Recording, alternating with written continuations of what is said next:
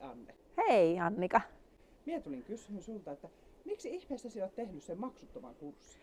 No kuule, luovan kirjoittamisen tekniikat on oikea aarreaitta kaikille kirjoittajille. Ja kun minä itse aloin kirjoittamaan, niin kaivelin paljon tietoa siitä, että miten mä voisin oppia kirjoittamaan paremmin.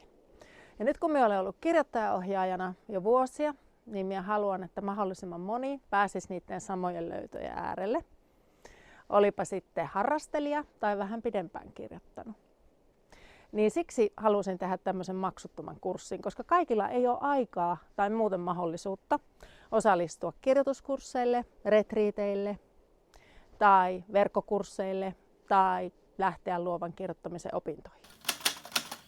Maksuttomalla kurssilla lähetän sähköpostia kerran kuussa, tärppejä ja työkaluja kirjoittamisen eri lajeihin, eli proosaan, lyriikkaan eli runouteen, draamaan ja tietokirjoittamiseen.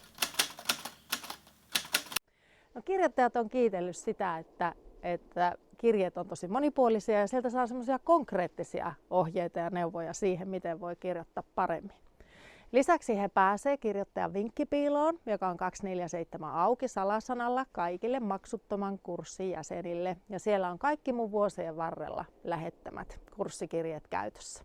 Joten tervetuloa maksuttomalle Kirjoita paremmin kurssille.